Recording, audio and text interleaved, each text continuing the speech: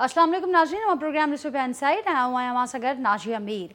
नाज़रीन, 2 ॾींहं 2 अदालतूं 2 धार केस ऐं PTI बानी खे 2 धार केसनि में 2 सज़ाऊं 2 धार सज़ाऊं आयूं आहिनि। हिकिड़ो हो साइफ़र केस जंहिंजो गुज़िरियल ॾींहुं नाज़रीन सज़ा ॿुधाई वई। उन में PTI बानी ऐं vice chairman PTI Shah Mahmood Qureshi साहब खे 10 सालनि जी सज़ा ॾिनी वई ऐं उहा क़ैद बामुशक़त जंहिंखे चऊं उहा सज़ा हुई। उन खां पोइ नाज़रीन उन फ़ैसिले खे चैलेंज करण जो ऐलान कयो पाकिस्तान तहरीक इंसाफ़। अॼु ॿियो ॾींहुं हो, अॼु ॿी अदालत थी, अॼु एहतिसाब अदालत थी जंहिं पारां तोशाखाना रेफरेंस केस जो फ़ैसिलो साम्हूं आयो आहे ऐं उन तहत PTI जे बानी ऐं उन खां सवाइ संदसि घरवारी बुशरा बीबीअ खे 14 साल क़ैद बामुशक़त जी सज़ा आहे। ॾंड बि विधो वियो आहे ऐं ही ॿई 10 सालनि जे लाइ, ईंदड़ 10 सालनि जे लाइ कंहिं बि अवामी उहिदे लाइ नाअहल करार ॾिना विया आहिनि। हिन फ़ैसिले खां पोइ रद्दअमल साम्हूं अचण जो सिलसिलो जारी आहे। हिकु पासे पाकिस्तान तहरीक इंसाफ़ आहे जेका रद्दअमल ॾींदे इहा ॻाल्हि करे पई त असां सां जेको कुझु थिए पियो असीं हर नाइंसाफ़ीअ जो जेको हिसाबु आहे उहो वोट ज़रिए वठंदासीं। 8 फरवरी जो ॾिहाड़ो सभिनी जे मुहासिबे जो ॾिहाड़ो हूंदो। ॿिए पासे ऐं गॾोगॾु चैलेंज करण जो ऐलान बि हुननि कयो आहे। हाणे जेके माहिर आहिनि, कानूनी माहिरनि जी जेका राय आहे उहा विरहायल नज़र अचे थी।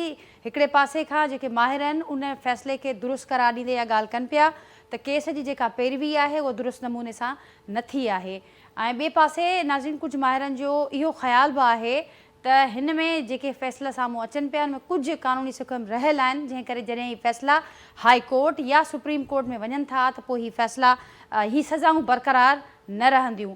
उन ते पिण जो के प्रोग्राम में फोकस कंदासीं। सियासी लिहाज़ खां बि इन ते घणो बहस हले पियो त ईंदड़ इलेक्शन जंहिंमें हाणे वञी तमामु घटि ॾींहं बचिया आहिनि, हिन फ़ैसिलनि जो इलेक्शन ते को असरु पइजी सघे थो। छा ही 2018 जो को रीप्ले आहे, इन ते बि ज़रूरु ॻाल्हि हलंदड़ आहे। उन खां सवाइ नाज़रीन दहशतगर्दी जा कुझु वाक़िया अमन अमान जी सूरत हाल खे वठी करे मुल्क जे मुख़्तलिफ़ हिसनि में हिननि अहिड़नि वाक़िअनि ते ख़दशनि जो गणतीअ जो इज़हार बि थींदो रहियो आहे। ऐं हाणे गुज़िरियल ॾींहुं बि बलूचिस्तान अंदरि जेके हमला थिया आहिनि, धमाको थियो आहे जंहिंमें 9 दहशतगर्द मारिजी विया, 5 जवाननि समेत 10 शहरी शहीद थिया। जंहिंखां पोइ इलेक्शन कमीशन अॼु नोटिस वरितो आहे उन मामलनि जो ऐं सुभाणे हिकु अहम इजलास पिणु इन मामले ते तलब कयो वियो आहे। उन समेत नाज़रीन जेके पॉलिटिकल फ्रंट ते जेके ॿिया मामला नज़र अचनि पिया उन ते तफ़सीली गुफ़्तगू थींदी ऐं जेको रद्दअमल साम्हूं अचे पियो सियासी पार्टियुनि जो उनखे पिण जो के प्रोग्राम में शामिलु कंदासीं। गुफ़्तगू जे लाइ जंहिं पैनल मूंखे अॼु जॉइन कियो आहे उनजो तारुफ़ असां कराईंदसि। मूंसां गॾु कराची स्टूडियो में मौजूदु आहिनि डॉक्टर करीम ख्वाजा साहब, पाकिस्तान पीपल्स पार्टी जा सीनियर अॻवान आहिनि। मूंसां गॾु अॼु के प्रोग्राम में शरीक आहिनि बैरिस्टर ज़मीर हुसैन साहब, कराची स्टूडियो में ई मूंसां गॾु मौजूदु आहिनि, नाले वारा कानूनदान आहिनि। उनखां सवाइ नाज़रीन साइमा नदीम साहिबा आहिनि।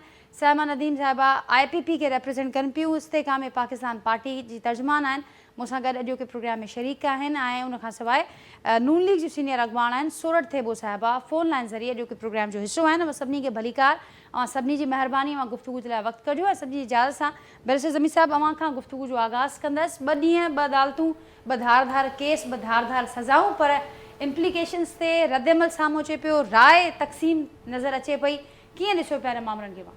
थैंक यू सो मच, तव्हां मूंखे मदद कयो। हाणे अर्ज़ु इहो आहे त कल्ह जेको केस हुयो उहो हुयो साइफ़र जो। शुरू उन खां था कयूं, पोइ ख़तमु तोशाखाना ते था कयूं। त साइफ़र जो उहो केस आहे जंहिंमें 1923 जो हिकिड़ो क़ानून आहे ऑफिशियल सीक्रेट एक्ट, जेको अंग्रेज़ इन जे लाइ ठाहियो त जेकी ऑफिशियल करस्पॉन्डेंसी थींदी या रियासत ॿी रियासत सां जेको बि पैगाम साज़ी जो कमु कंदी उहो जेको उन में नेशनल सिक्योरिटी सलामती या सीक्रेसी जा मामलात हूंदा उहे इन खे सीग एराज़ रखियो वेंदो। ऐं उन ई तहत जेको आहे सो सेक्शन 5 ऐं 9 तहत इहो केस जेको आहे स्पेशल ट्रायल आहे। स्पेशल ट्रायल जे करे special court federal government establish कई ऐं उन में इहा शइ साम्हूं आई त इमरान ख़ान जेको ही साइफ़र जो जेको रुको हुयो इन खे जेको आहे सो पब्लिकली सियासी मक़सद जे लाइ जेको आहे सो इस्तेमालु कयो।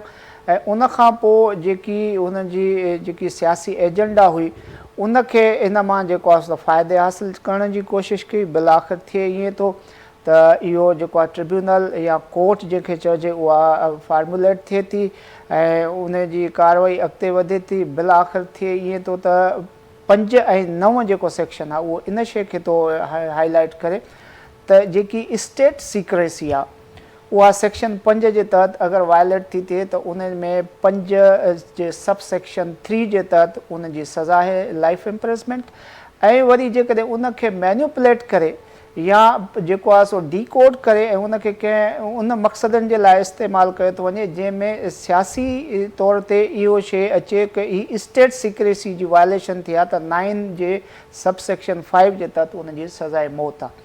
हाणे इन जे हिसाब सां इहो ट्रायल हलियो आहे ऐं इहो जेकॾहिं असीं इन ट्रायल ते नज़र विझूं त कुली तौर ते ॾिठो वेंदो त इहो ट्रायल बज़ार ईअं थो लॻे त PTI जे बानीअ पाण शुरू कयो आहे ऐं हुन जेको पब्लिकली मीडिया ते या जेको एक्ट जेको हुनजो रहियो उन में इहे सभु गवाहियूं उहे सभु एलिमेंट छॾे वियो जंहिं इन ट्रायल जो जेको आहे सबबु थी करे हिन जे कन्विक्शन जो सबबु ठहियो आहे। ऐं उन तहत हाणे इन में घटि जेकी सज़ा हूंदी आहे उहा आहे लाइफ इम्प्रिजमेंट, वधि में वधि जेकी सज़ा आहे उहा सज़ाए मौत आहे। पर हिते जेकी हिकु नए क़िस्म जो इहो ट्रायल हुयो, पाकिस्तान में अहिड़े क़िस्म जा ट्रायल जेके आहिनि उहे मख़सूस ट्रायल थींदा आहिनि ऐं लिहाज़ा ऑफिशियल सीक्रेट एक्ट जी हिस्ट्री जे हिसाब सां इहो पाकिस्तान जो पहिरियों ट्रायल हुयो जेके असीं ईअं चऊं एक्सपेरिमेंटल ट्रायल हुयो। उन तहत हिन जी जेकी लीनियंट ओपिनियन में रखी करे लीनियंट सज़ा ॾेई करे हिन खे 14 साल जी सज़ा ॾिनी अथनि ऐं इन जो असुलु जेको मक़सदु क़ानूनी तौर ते हूंदो आहे त 9 ऐं 5 सेक्शन छो अप्लाए कयो वियो।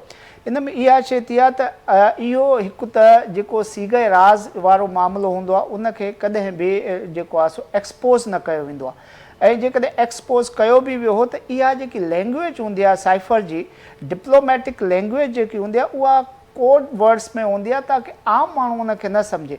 हिन उनखे डीकोड करे पब्लिकली उन शइ खे इहो एक्सपोज़ कयो त ही शयूं हिन में लिखियल आहिनि, ही शइ एजेंडा थी आहे जेकी हिकिड़ी कूड़ ऐं फ्रॉड ते मौजूदु ऐं मबनी हुई जेके हक़ीक़त में कुझु लैंग्वेज ॿी हुई। टियों इहो हुयो त छा जेको हिकिड़ो ओथ ऑफ प्राइम मिनिस्टर आहे या ओथ ऑफ जेको असांजे पब्लिक ऑफिस होल्डर जो आहे उनजी बि इहा वायलेशन आहे त उन जे हिसाब सां उहो आया उहो ऑफिशियल या स्टेट सीक्रेट खे पंहिंजे मक़सदनि लाइ इस्तेमालु करे सघे थो या नथो करे सघे। इहो ट्रायल जेको आहे इन में जेकॾहिं असीं being a student of law ॾिसूं त 95% इन ट्रायल में एक्यूरेसी नज़र अचे थी। ऐं रही बाक़ी सज़ा जी ॻाल्हि त स्टूडेंट ऑफ लॉ जे हैसियत सां या हिकु प्रैक्टिसिंग लॉयर जे हैसियत सां इहा सज़ा हुन जी जेकी आहे घटि मां घटि रखी वई आहे। ऐं ॿियो इहो त हाणे जेकॾहिं फ़ैसिलो अची बि वियो आहे त उन जे लाइ हुनखे अपील जो हक़ु हासिलु आहे। जॾहिं हू अपील में वेंदो जेके बि हुनखे जे नज़र में के डिफेंस जूं जेको पॉइंट्स उथारणियूं हूंदियूं उते उथारींदो। उन खां पोइ अॼु जो जेको मामिलो आहे उहो तोशाखाना जो आहे। तोशाखाना जो जेको असां वटि कॉन्सेप्ट आहे त नियर फ्यूचर में लास्टली जेको आहे सो लास्ट ईयर बि शायदि या हिन साल जे शुरूआति में हिकिड़ो फ़ैसिलो आयो जंहिंमें इमरान ख़ान खे जेको आहे 3 साल सज़ा थी ऐं सीट खां बि डिस्क्वालीफाई थियो। उहो ऐं ॿियो अॼोको जेको फ़ैसिलो आहे उहो ॿई इम्प्रेशन माण्हुनि खे कंफ्यूज़ था कनि त आया हू बि तोशाखाना ही बि तोशाखाना, हिकु केस में 2 सज़ाऊं कीअं थियूं थियनि। तोशाखाना जी हिस्ट्री इहा आहे त भुट्टो साहब जेको ख़ालिक़ आहे आईने पाकिस्तान जो, आईने पाकिस्तान जे वजूद खां पोइ हिते जेको सिस्टम ऑफ गवर्नमेंट आहे उहो जेको पार्लियामानी थो थिए उन में इहा शइ थिए थी त जेकॾहिं स्टेट जे बिहाफ ते को बि स्टेटमैन या रिप्रेज़ेंटेटिव ऑफ गवर्नमेंट या जेको गवर्नमेंट जो हेड हुजो या हेड जे जाइ ते स्टेट जो सरबराह हूंदो उहो कंहिं बि ॿाहिरि मुल्कनि जो दौरो कंदो त उतां जेकी बि सौगात या जेके तोहफ़ा मिलंदा उहे उन्हनि जा ज़ाती न हूंदा, उहे रियासत जा तस्वर कया वेंदा। उन्हनि खे प्रोटेक्ट कीअं करिणो आहे, उन्हनि खे मैनेज कीअं करिणो आहे, उन जे लाइ बुड्ढे साहब जी गवर्नमेंट में 1974 में ऑफिशियल सेक्रेट एक्ट इहो जेको तोशाखाना एक्ट थो ठहे। उन में इहा शइ रखी वई शुरू में त 20% जेको आहे सो तव्हां जेको आहे सो अदा करे ऐं उहो गिफ्ट तव्हां रखी सघो था। 2022 में उन में अमेंडमेंट थी थिए ऐं 2022 में रखियो वियो त 50% तव्हां पे करे पोइ इहा गिफ्ट रखो था। 118 तोहफ़ा मिलनि था इमरान ख़ान खे, जंहिंमां 58 तोहफ़ा ओढ़ा आहिनि जंहिंजी जेकी वैल्यूएशन आहे उहा मीगर अमाउंट में करे ऐं उनखे रखियो थो वञे ऐं बाद में उनखे सेल आउट थो कयो वञे मार्केट लेवल ते। ऐं जो कि हीअ गिफ्ट हूंदी आहे, गिफ्ट जी वैल्यू वरी मार्केट वैल्यू खां ज़रा मुख़्तलिफ़ बि हूंदी आहे। ऐं ॿियो इहो त उन मां कुझु जेके आइटम्स आहिनि उहे अंडर वैल्यू करे रखिया था वञनि ऐं कुझु वरी जेके बिल्कुलु डिक्लेयर ई नथा कया वञनि उन जो ट्रायल कीअं एस्टेब्लिश थो थिए उन ते थोरी जेकॾहिं इजाज़त हुजे त कुली नज़र विझे। हिकिड़ो सहाफ़ी भाई आहे राना ख़ालिक, उहो इस्लामाबाद हाई कोर्ट में हिकिड़ी दरख़्वास्त थो फाइल करे ऐं उते इस्तदा थो करे त जेको पब्लिक इंफॉर्मेशन एक्ट आहे उन जे तहत असांखे एक्सेस ॾिनी वञे त इहो जेको मीडिया में गर्दिश थो थिए त बानी PTI जेको आहे सो तोशाखाना में घपलो कयो आहे त उहा इस्लामाबाद हाई कोर्ट उन्हनि जो जेको आहे सो ट्रायल ॿुधे थी ऐं डायरेक्ट थी करे कैबिनेट डिवीजन खे 2021 में। उन वक़्तु इमरान ख़ान जी गवर्नमेंट आहे जेकी कैबिनेट आहे उहा उनखे सही रेस्पॉन्ड नथी करे।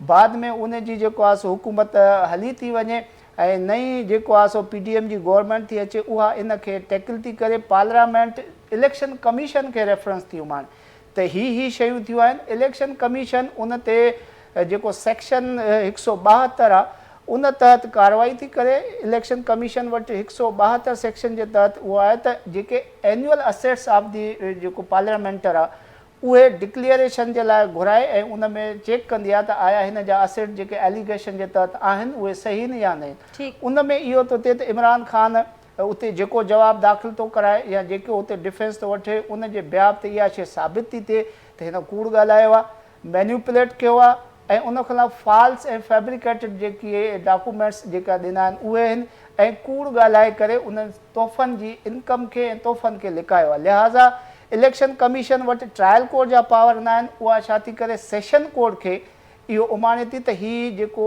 फॉल्स इंफॉर्मेशन मैन्युपुलेशन ऐं जेकी ग़लति जेकी बयानी थी आहे उन ते कार्रवाई करे ऐं उहो माज़ी में जेको फ़ैसिलो तोशाखाना जो अचे थो उहो सेशन कोर्ट जो इलेक्शन कमीशन जे रेफरेंस ते थो अचे ऐं उन में उनखे 3 साल सज़ा थी थिए ऐं उहा सीट खां वञे थो।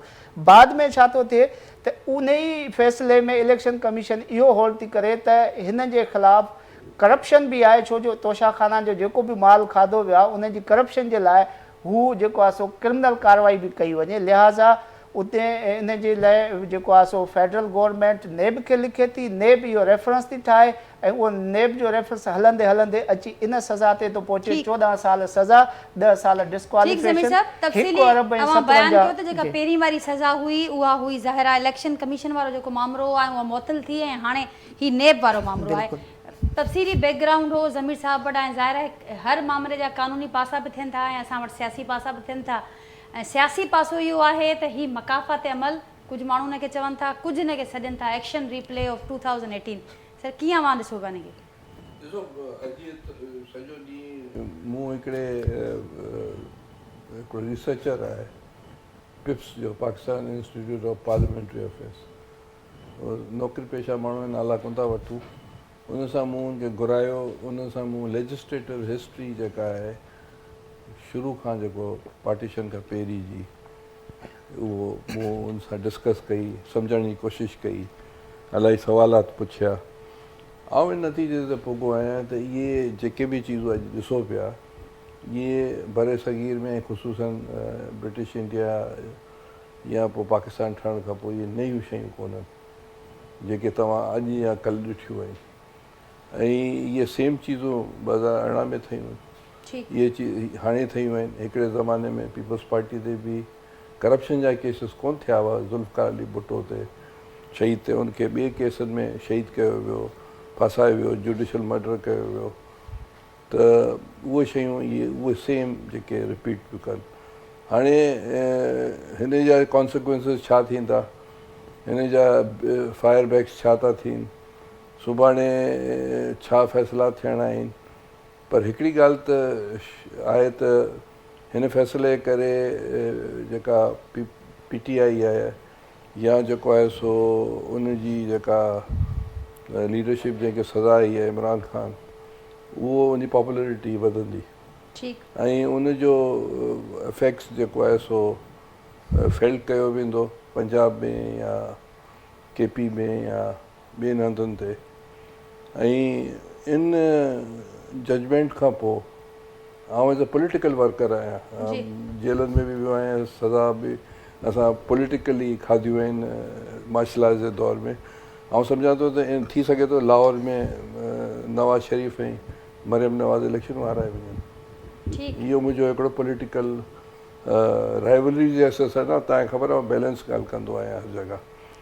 ऐं मां सम्झां थो त इन जा इफेक्ट्स जेको आहे सो मुस्लिम लीग नून ते ख़तरनाक थींदा ऐं ॿिनि सूबनि में ऐं ॿियनि सूबनि में बि ऐं ख़ैर सां इलेक्शन थी वञे हर हाल में थियणु खपे न त पाकिस्तान फाइनेंशियल क्राइसिस में वधंदो पियो वञे ॿुॾंदो पियो वञे इलेक्शन ई हल आहे जेको खटी अचे ओके पर हिन में जेको आहे सो क्योस अफ़रा तफ़री कमिंग डेज़ में पाकिस्तान में नज़र ईंदी ऐं अल्टीमेटली छा थियो भला नवाज़ शरीफ़ खे बि सज़ा ई साल खां पोइ ॿियो हलियो त इहे चीज़ूं को नई ॻाल्हि त कान्हे इलेक्शन ते कहिड़ा असर पिया ॾिसो इलेक्शन में इहो आहे त मुस्लिम लीग नून ऐं हिते जेको आहे सो ख़तरनाक टाइम आहे पीपल्स पार्टी किथे स्टैंड कंदे ॾिसो था ॾिसो फ़ाइदो थिए पियो उनखे नुक़सानु थिए पियो ॾिसो असां जेको तव्हां मूंखे सुवालु कयो एज़ अ पॉलिटिकल वर्कर असांखे ख़ुशी कान्हे की सज़ाऊं अचनि जी पीपल्स पार्टी जो शुरू खां इहो मौक़ो हो नवाज़ शरीफ़ जी अगरि गवर्नमेंट 99 में वई त सुठो अमल कोन हो क़ाबिल मज़म्मत हो अहिड़े नमूने पॉलिटिकल माण्हुनि खे नवाज़ शरीफ़ खे पहिरीं सज़ा ई असां चयोसीं त ग़लति थियो आहे हीअ बि असीं सम्झूं था त पॉलिटिकल अमल आहे ऐं इहो रिपीटेड थिंग आहे पीपल्स पार्टी इहो न पई ॼाणाए त हिन रिपीटेड थिंग खे कहिड़े नमूने रोकजे पीपल्स पार्टी ॼाणाए थी असीं ख़ुशि न आहियूं असां इहो ज़रूरु, चाहियूं पर ही आहे मकाफ़ाती अमल हू एक्शन रीप्ले जो नालो हुनखे कोन पिया ॾियनि मकाफ़ाती अमल त ठीकु आहे असां चऊं पिया तव्हां मूंखां सुवालु पुछा कयो त आया जी आउं त इहो कोन चवंदुसि त बाबा वाह वाह क्लैपिंग त आउं कोन कंदुसि एज़ अ पॉलिटिकल वर्कर इहो त ग़लति आहे अॼु हुननि सां थियो आहे सुभाणे असां सां थी सघे थो पर हीअ ॿिए सां थी सघे थो पर मकाफ़ाती अमल त ठीकु आहे इमरान ख़ान जेको आहे सो आसिफ ज़रदारी साहिब सां अली फरियाल टालपुर सां या मरियम नवाज़ सां या जेको आहे सो नवाज़ शरीफ़ सां या ॿियनि माण्हुनि सां घटि त हुन कोन कई पर हाणे छा माना इहे चीज़ूं रिपीट्स थींदियूं रहनि सुभाणे असांजी टर्न अचे वरी ॿिए जी टर्न अचे इनखे चीज़नि खे ख़तमु थियणु खपे अगरि पाकिस्तान खे वधणो आहे हिन पासे ॾे डॉक्टर करीम साहब पॉलिटिकल पार्टियूं त हिन शइ खे ख़तमु थियणु घुरिजे सूरज साहिबा मुंहिंजो आवाज़ मां ते पहुचे पियो जी जी बिल्कुलु जी नाज़रीन सूरज साहिबा बि आहिनि असांखे सामा नदीम साहिबा बि आहिनि सूरज साहिबा अवां ॿुधो डॉक्टर करीम साहिब चवनि पिया हिकिड़ो रिपीटेड सिलसिलो आहे 2018 में हिन जाइ ते असीं मुस्लिम लीग नून खे ॾिठोसीं ऐं उहो बि इलेक्शन खां अॻु जो ई कुझु ॾींहं अॻु जो वक़्तु हो जॾहिं मियां साहिबु हुजे मरियम साहिबु हुजनि मरियम नवाज़ साहिबा हुजनि उनखे सज़ाऊं आयूं हनीफ़ अब्बासी साहिब वारो जेको मामिलो उहो बि सभिनी जी यादगिरियुनि में महफ़ूज़ आहे त हाणे हू चवनि था त जेको काल्ह मसइलो हो ऐं अॼु मसइलो हो साॻियो हो त हू जेको एक्शन रिप्ले आहे उन ते काल्ह जेको कुझु थिए पियो जेकॾहिं ग़लति हो मुस्लिम लीग नून जे लाइ त अॼु मुस्लिम लीग नून लाइ उहो कीअं सही आहे महिरबानी नाजा पहिरीं ॻाल्हि त असां ॾिसो इन ते न ख़ुशि थिया आहियूं न मुस्लिम लीग नून लाइ इहो मसइलो आहे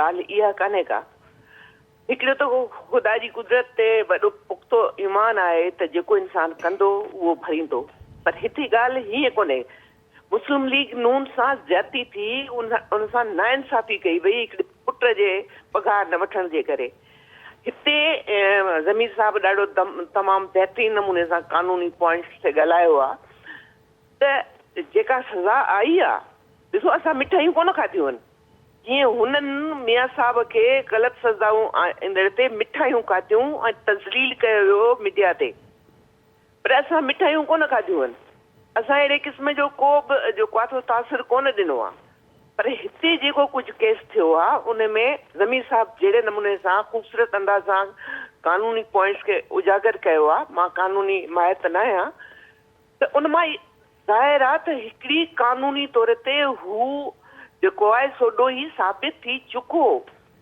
त जेके पाकिस्तान में कानूनी बुनियाद ते जेके शयूं या जेके तोहफ़ा आहिनि जेके हुननि खे इन तरीक़े सां घर वञी खणी वियो घर खणी वियो ऐं उन्हनि जी जेका वैल्यू उन मुताबिक़ उन वैल्यू कोन भरी ऐं वञी मार्केट में खपायूं हाणे हिकिड़ी शयूं शायदियूं पकियूं पुख़्तियूं पयूं आहिनि सॼी दुनिया जे आॾो पूरी क़ौम जे आॾो सभु सुञाण माण्हू जे सभु कानूनी माहिरनि जे आॾो पयूं आहिनि त उन में मुस्लिम लीग नून या मुस्लिम लीग जो त को लेना देना कोन्हे को सूरज साहिबा अवां ईअं सम्झो पिया जीअं करीम साहिबु चयो त हिकिड़ो रिपीटेड सिलसिलो पियो लॻे जंहिंजो शिकार काफ़ी पॉलिटिकल पार्टीज़ थी चुकियूं आहिनि जंहिंमें ताज़ो मुस्लिम लीग नून बि उनजो शिकार थी चुकी आहे। मां सम्झो पिया हे उन सिलसिले जे तसलसल कोन्हे, ही जेको थियो आहे इहो जस्टिफाइड आहे। ॻाल्हायो मां त उन ई ॻाल्हायो थो। ॾिसो मां इहो नथी चाहियां त को बि पॉलिटिकल लीडर या को बि अॻुवाण या को बि वर्कर कंहिंजी बि जेको आहे सो ईअं ना इंसाफ़ी, पर हिते ईअं न आहे न।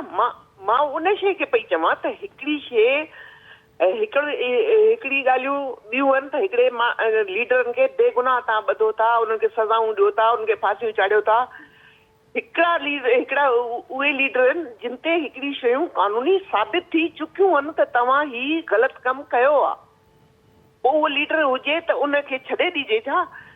त जेकॾहिं हू लीडर आहे या सियासी पार्टी जो लीडर आहे त पोइ उहो भली उहो इहे सभु कम करे, छो त हू पाण खे कानून खां, आइन खां ऐं सभिनी इख़लाक़ी कतरनि खां मथां सम्झी रहियो हो न।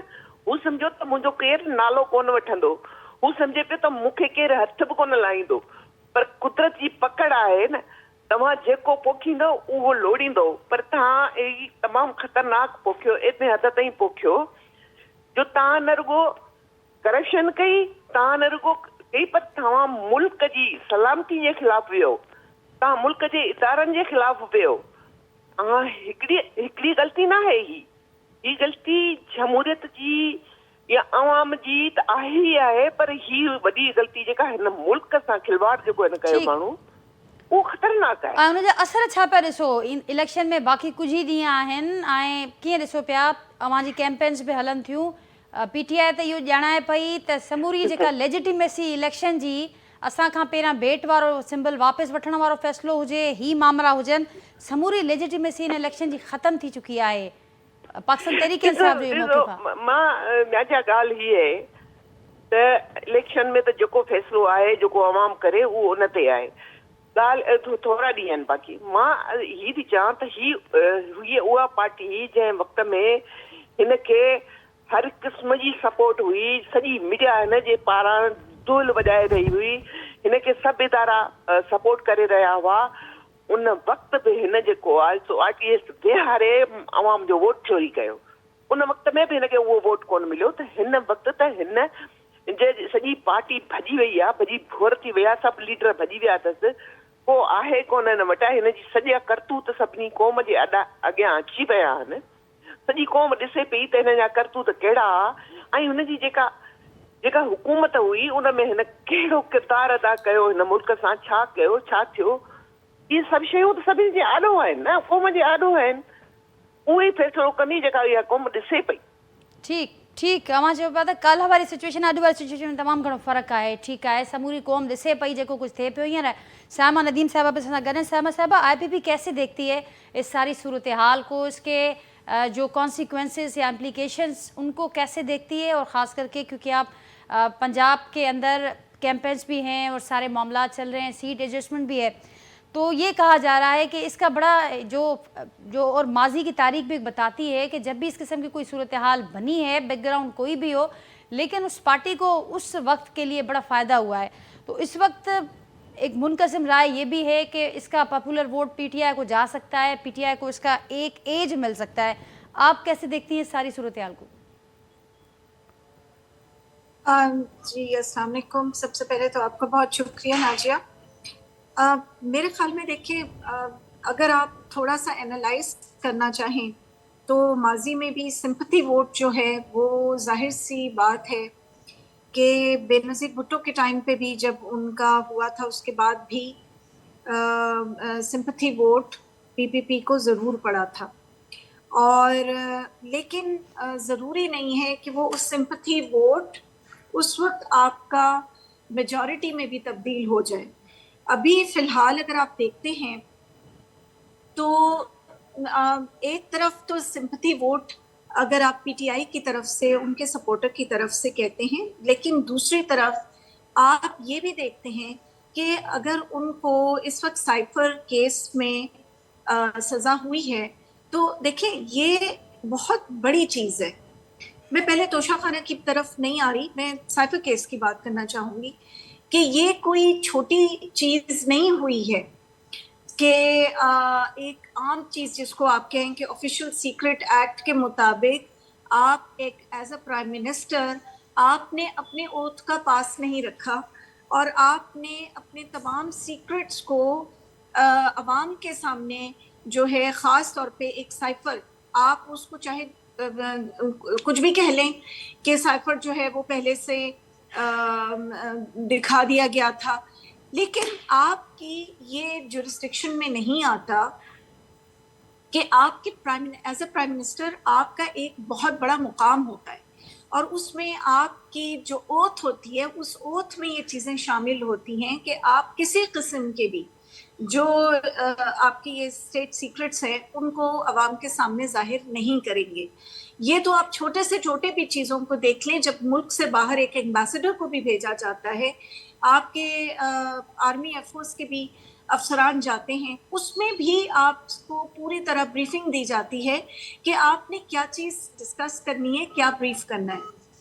तो ये मैं आपको बताऊं कि ये मेरे ख्याल में, जैसे कि अभी पहले भी डिस्कस हुआ, कि ये तो बहुत लीनियंट उनको इस वक्त जो है वो सज़ा मिली है, वरना इसकी बहुत सख्त जो है वो सज़ाएं हैं।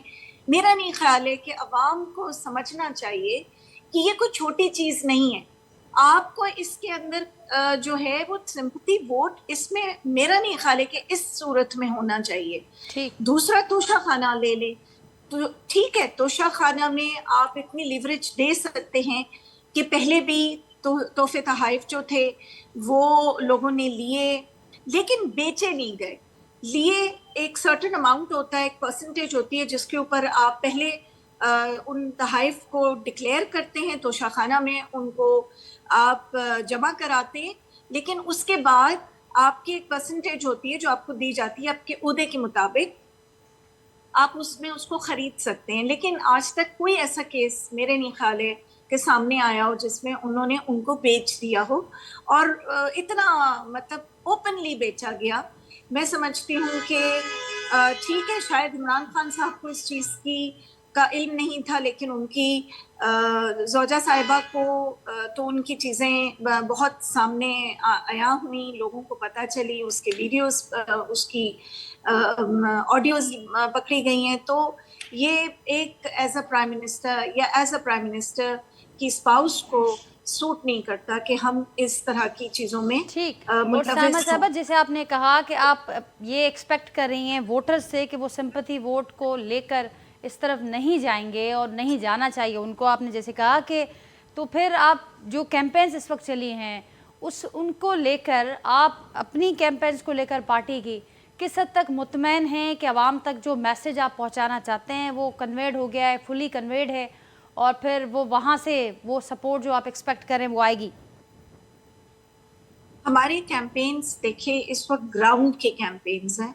आप अगर पूरे पंजाब में देख लें तो ख़ास तौर पे हमने ये कैंपेन सिर्फ इस वक्त इलेक्शन के लिए नहीं किए।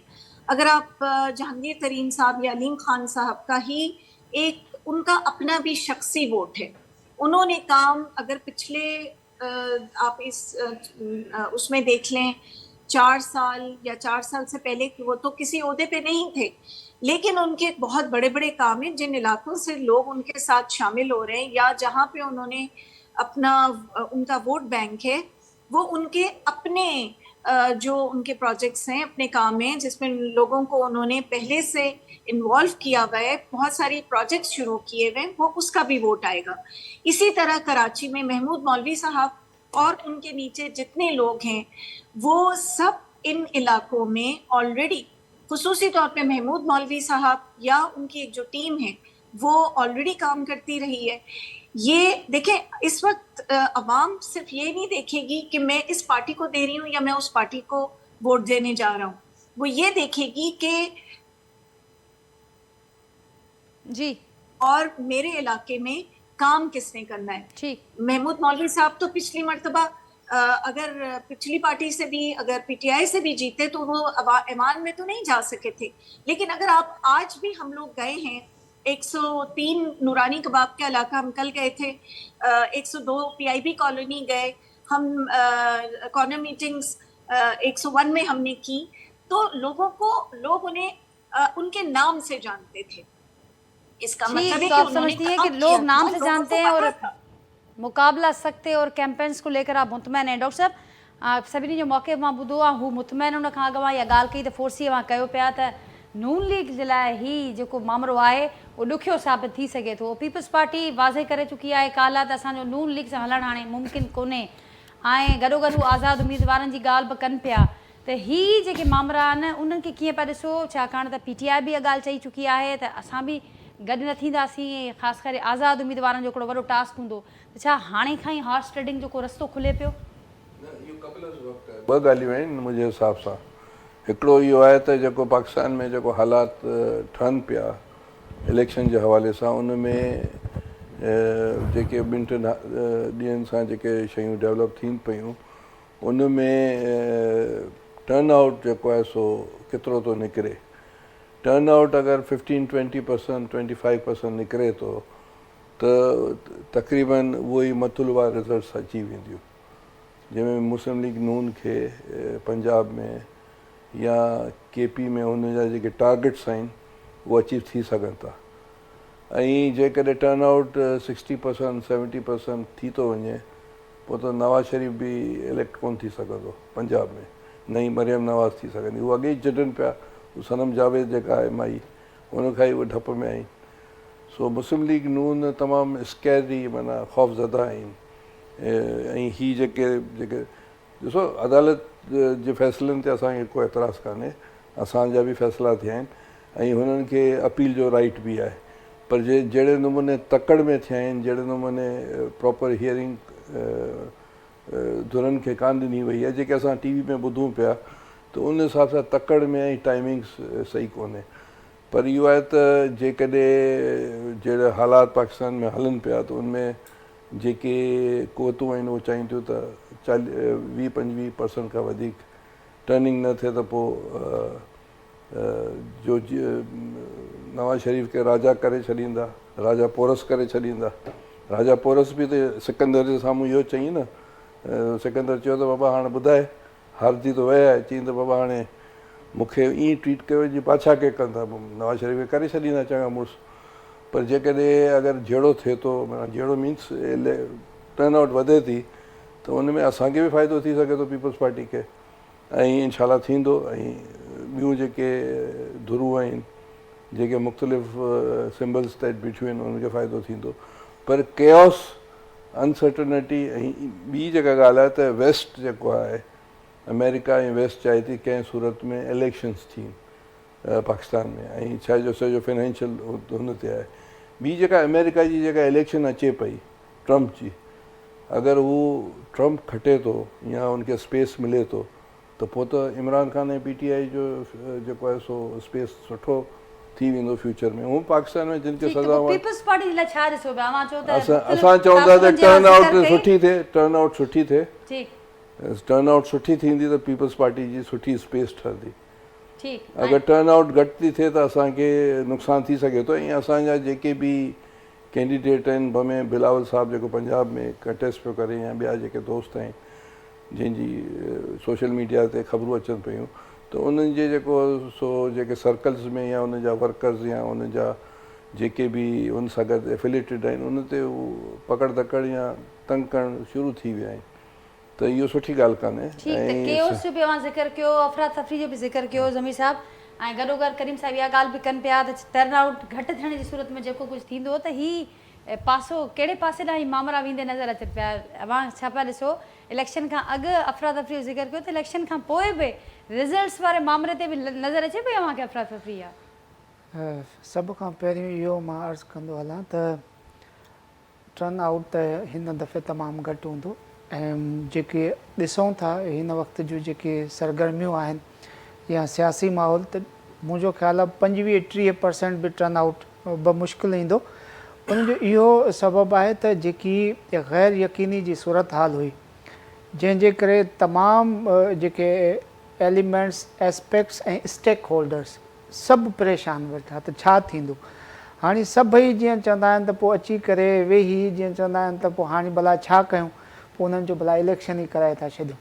इन इलेक्शन जे करे कंहिं बि पार्टी जो जेके सभु कंट्रीब्यूशन जंहिंजो हुयो हिन अनारकी हिन जेको आहे रियासती सिस्टम खे डीफंक करण लाइ इवन देन के उहो मुआशरती हुजे, समाजी हुजे, सियासी हुजे या मुआशी हुजे, उन में पोइ सभिनी हाणे चयो बाबा हाणे इहा आहे त इलेक्शन करायूं, पोइ जेको खटी ईंदो उहो ई वते इन्हनि मामलनि खे संभालींदो। ऐं इन हद ताईं इहा ॻाल्हि सही बि आहे त जॾहिं नई इलेक्शन थींदी, नयो जेको आहे सो जेको स्टेक होल्डर सिस्टम ईंदो, उहो कंहिं न कंहिं हद ताईं इन में जेको आहे सो लाथ आणींदो।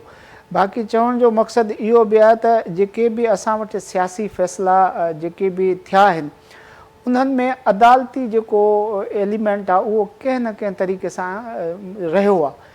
ऐं कुझु हाणे इहो बहस था पिया हलनि त छा इहो फ़ैसिलो जल्दबाज़ी में थियो आहे, छा आया राइट ऑफ डिफेंस न मिलियो आहे, या प्रोसीजरल जेको तरीक़ेकार हो उनखे फॉलो कयो वियो आहे, या टेक्निकलिटीज़ ॾिठियूं आहिनि या न ॾिठियूं आहिनि। पाकिस्तान जी बदकिस्मती आहे त जॾहिं खां वठी हिते जेके बि अदालती फ़ैसिला थिया आहिनि जंहिंमें इहा बोइ या इहा इम्प्रेशन आयो आहे त हू कंहिं न कंहिं जे असर हेठि या कंहिं न कंहिं जे जेको आहे सो चवण ते या कंहिं न कंहिं जे फेवर ऐं फेयर जे तहत जेको आहे सो इहो मामिलो कयो, त उन खां पोइ हींअर अदालतूं जेकॾहिं मां ईअं थो सम्झां being a student of law त जेकॾहिं जन्नत भरियो फ़ैसिलो कंदियूं, पोइ बि उन्हनि ते एतमाद जेको आहे उहो उन परसेंटेज सां न मिलंदो, उन हिसाब सां न ईंदो जहिड़ो हुअणु खपे। पहिरियों आहे त कंहिं बि निज़ाम में, कंहिं बि सिस्टम में अदालतूं जेसिताईं न्यूट्रल न रहंदियूं, उहे इंसाफ़ जे ऐं कानून जे हद ताईं पाण खे न रखंदियूं, त पोइ इहे मामला थींदा। हाणे हिन वक़्तु हिकिड़ी सुठी होप बि करे सघिजे थी, इलेक्शन थियणी आहे ऐं इलेक्शन जा आसार थींदे इन जे करे बि नज़र था अचनि त तमामु सियासी पार्टियूं, इंटरनेशनल जेकी बि क़ुवतूं आहिनि या जेके असांजो इंटरनल क़ुवतूं आहिनि, उहे सभु चाहिनि थियूं इलेक्शन थियनि। सो बहरहाल हिकिड़ो सुठो जेको आहे मौक़ो असां पाकिस्तानियुनि खे आहे, जंहिंजे तहत असीं संभली सघूं था ऐं इंशाअल्लाह ठीक सुठी होप मौजूद आहे ज़मीर साहब। पर जेका मां ॻाल्हि कई एतमाद जी खोट वारी आहे, उन वक़्तु नज़र बि अचे पई, बयाननि मां बि असीं महसूसु कयूं था त एतमाद जी खोट मौजूदु आहे। सूरत थिबो साहिबा त रिज़ल्ट्स जेके ईंदा उन में बि इहा एतमाद जो खोट नज़र ईंदी। अवां कीअं पिया ॾिसो, डॉक्टर साहब चवनि पिया करीम साहब त जेकॾहिं टर्नआउट घटिजे थो त पोइ सिधो सं मियां साहब खे फ़ाइदो पहुचंदो हुनजो। पहिरीं ॻाल्हि इहा आहे, मूंखे त ॾाढी अदा लाइ तमामु घणी इज़त आहे। हिन जो सॼो रुख जेको आहे सो मोड़े हर ॻाल्हि जो मियां साहब जी नून लीग जे हवाले सां जेको आहे सो उनखे टारगेट कयो थो वञे। मियां साहब जो त पंहिंजो हिकिड़ो नालो आहे, मां पंहिंजो किरदारु आहे, पंहिंजो कमु आहे मुल्क जे लाइ, उनजी ख़िदमत आहिनि। पर हिते हाणे बिलावल जेको आहे सो राजा रणजीत सिंह थियण जे चकर में आहे, उन करे इहे शयूं आहिनि। ऐं टर्नआउट जे हवाले सां इहे शयूं आहिनि त छो त शुरू खां वठी इहे ॻाल्हियूं फैलायूं हुयूं, इलेक्शन कान थींदी, हीअं थींदो, अॼु ॾींहं ताईं। अॼु बि हिकिड़ी ख़बर मां सोशल मीडिया ते पई, इलेक्शन मुल्तवी थींदी, बलूचिस्तान में हीअं थियो आहे, फलाणे हंधि हीअं थियो आहे, फलाणे हंधि हीअं थियो आहे, हिते हीअं थियो आहे। इहे शयूं आहिनि, इहे शयूं आहिनि। पर ॻाल्हि हीअ आहे त अवाम त इहो ॾिसे थो त हिन वक़्तु जेको आहे निकिरणो आहे उहो सियासी पार्टियुनि जो ऐं उन्हनि जो कमु आहे त उहो कढनि। उन में नवाज़ लीग जो त कमु न आहे त अवाम खे कढंदी। नवाज़ लीग त उन्हनि खे चवंदी निकिरो, बिल्कुलु न कढंदी। ऐं उहा इहे न चवंदी त टर्न आउट घटि कयो, उहो त चवंदी आहे असांखे वोट ॾे। उहा त चवंदी, उहा त हिकिड़ी सियासी पार्टी आहे या पॉलिटिकल पार्टी आहे, उहा जमहूरी पार्टी आहे, उहा टर्न आउट खे घटि त कोन कंदी। हाल ईअं कोन्हे, पर हिननि खे ख़ौफ़ आहे छो त हू पाण हिते 15 सालनि में जेको डिलीवर कयो आहे उहो बि क़ौम जे आॾो आहे। हरू भरू नवाज़ लीग खे टारगेट करणु सही ॻाल्हि कान्हे, जेको आवाम फैसलो खे क़बूल कयो। पर जेके परसेप्शन जुड़नि पिया उहा त हक़ीक़त आहे।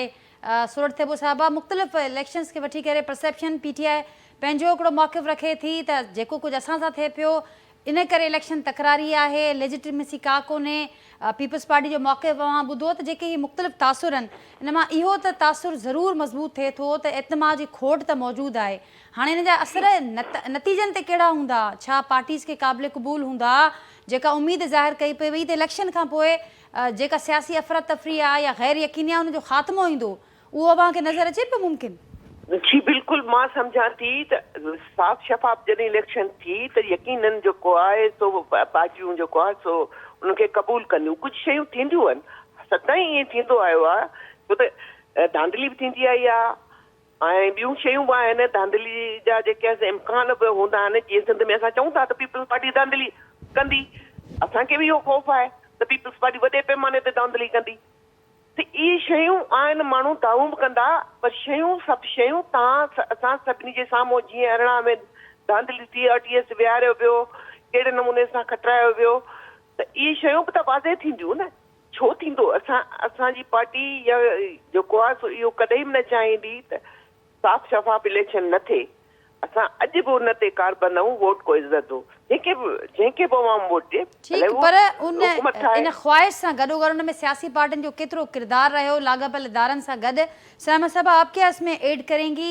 नताइज के हवाले से यहाँ पर बात हो रही है कि उनकी शफाफियत को तस्लीम करने के हवाले से एतमाद की जो खोट, जो कमी नज़र आती है, जो फुकदान है, उसका कितना असर होगा? और साथ साथ ये भी क्योंकि इससे इलेक्शन से पहले ही हम देख रहे हैं कि हर तरफ से इस किस्म के खदशात, इल्ज़ामात और एतमाद के फुकदान जैसे मसाइल तो नज़र आ रहे हैं। देखिए, मेरे ख्याल में इस वक्त आ चुका है कि इस वक्त जमहूरियत को वापस लाना बहुत ज़रूरी है, क्योंकि इलेक्शन तो बारहा इस वक्त देखा जाए तो हम कब तक केयर टेकर गवर्नमेंट के साथ बैठेंगे। हमें इस वक्त आपस में बैठ के पार्टियों को एक अपनी मईशत को जो है वो सही तौर पे चलाना ज़रूरी है। हमारे जो मसाइल हैं उनको देखना, जो कि देखें, अगर हम एक दूसरे के खिलाफ ही चलते रहेंगे, इख्तलाफात के साथ चलेंगे, तो मेरा नहीं ख्याल है जिस सिमत पाकिस्तान ऑलरेडी चल पड़ा है, आप उस सिमत में नहीं ले जाना चाहेंगे। अब हमें आगे जाने की ज़रूरत है। ये मसाइल जो अभी आ रहे हैं, मैं समझती हूँ सियासी पार्टियों को अभी ज़रूरत है कि इन अपने मसाइल को ख़त्म करें, इख्तलाफात को ख़त्म करें, इलेक्शन की तरफ जाएं। ये इलेक्शन हमारे पास कितने हार्डली 5 दिन तो रह गए। इस वक्त कोई जो आपस में सियासी जो लोगों की अभी पिछले दिनों जो PPP एंड MQM के साथ कराची में हुआ, ये चीज़ें नहीं होनी चाहिए, क्योंकि इससे आपने देखे वोटर ने वोट तो उसी को देना है जिसको वो देना चाहता है। तो आप अगर तहम्मुल से इस इलेक्शन को लेकर चलेंगे तो सबका वोट जो है वो अपनी मर्जी से जो वोटर चाहता है वो आएगा। आप फिर रुकावट क्या है? क्यों एक पेज पर नहीं है सारी पार्टियां इन सारे मामलात को लेकर? अफसोस, देखिए, अफसोस ही होता है कि सियासी पार्टियां इस वक्त, हालांकि देखिए हम तो हर लिहाज से कोशिश यही कर रहे हैं। हमने तो सीट एडजस्टमेंट्स भी इसीलिए पंजाब में भी की कि हमें बजाय इसके कि हम झगड़ों में पड़े, हमें तो इस वक्त मुल्क को आगे लेकर जाना है। जहाँ पे हमारा वोट है वहाँ उसमें वो हमारे हक में दस्तबरदार हो जाएं, जहाँ दूसरी पार्टी का वोट है हम उनके हक में दस्तबरदार हो जाएंगे। देखिए, इसी तरह से मिलजुल कर बैठ के एक नेशनल गवर्नमेंट बनाने की ज़रूरत है। इस वक्त तो हम इन झगड़ों में जाएंगे तो मुल्क के लिए भी बुरा है। देखिए, मुल्क के लिए बुरा है तो हमारे लिए भी बुरा है, हम भी तो उसके शहरी हैं ना। करीम साहब बड़े सीनियर सियासतदान हैं, ज़रूर उस पर अपनी राय देंगे। करीम साहब, छो न पियूं अचनि हिकु पार्टियूं? अवां प्रोग्राम जे आगाज़ में भी ज़िक्र कयो त कल्ह भी मसलो साॻियो, अॼु भी साॻियो, पोइ छो सम्झंदे सभु कुझु ॼाणींदे हिकु पेज ते छो न पियूं अचनि पार्टियूं? हाणे इन जो जवाबु आउं छा ॾियां? माना इहो रुकावट छा आहे? बदकिस्मतियूं आहिनि इलाही चीज़ूं, तारीख़ी तौर ते जेके चीज़ूं तय थियल आहिनि 100-125 सालनि खां, उहे अकॉर्डिंगली उनखे हलाइणो आहे। ॿी जेका आहे सा पंहिंजो हिते पॉलिटिकल पार्टीज़ जो जेको आहे सो ग्रोथ प्रॉपर कान थी। टी जेका आहे सा जॾहिं ग्रोथ प्रॉपर कान थी आहे त पॉलिटिकल वर्कर जेके ख़ासि तौर ते मार्शल आर्ट जे दौर में ठहिया या जेके विढ़िया या जेल काटियूं, उहे सभु श्रिंक थी विया आहिनि अकॉर्डिंग टू द हालात जे हिसाब सां। ऐं पंहिंजो जॾहिं पॉलिटिकल पार्टीज़ सभु जूं सभु कमज़ोर थी वेंदियूं त इहे अहिड़ा हालत पैदा थींदा जिते जहाज़नि ते ऐं जेको आहे सो लेन देन, ऐं जिते पैट्रियाट ठहंदी या क्यू लीग्स ठहंदियूं, ऐं इन खां पहिरीं बि कन्वेंशनल मुस्लिम लीग, ऐं उन खां पहिरीं बि ज़िया मुस्लिम लीग, ऐं यूनियनिस्ट पार्टी ऐं वग़ैरह वग़ैरह। त उहो सिस्टम त तव्हां ॾिसो त शुरू खां हलंदो पियो अचे, ऐं इहो 150 साल पहिरीं जेके फ़ैसिला थिया उहे अञा थी हलनि पिया। इन खां वधीक नथो चवणु चाहियां। ऐं let's see the things. Sameer साहब अवां खां आख़िरी सवाल कंदसि त cipher case Toshakhana case high court में वञनि पिया, सज़ाऊं बरक़रार रहंदियूं न रहंदियूं, कानूनी लिहाज़ सां कीअं पिया ॾिसो तव्हां? शॉर्टली जेकॾहिं आउं इन खे चवां त जेको साइफर केस आहे उहो 90% सस्टेन कंदो। बाक़ी जेको तोशाखाना केस आहे उन में कुझु बकौल के जेको आहे सो कुझु कानूनी माहिरनि जे जिन सां आउं बि कुझु सहमत कयां थो, उन में प्रोसीजरल थोरो डिफेक्ट आहे। उहो इहो आहे त जेको हुननि जे हिकु ॿ गवाहनि खे जरह जो मौक़ो न ॾिनो वियो, ऐं उन खां अलावा जेको आख़िर में 342 जो बयानु थियणो हुयो बानी PTI जो, उहो डिले थी वियो।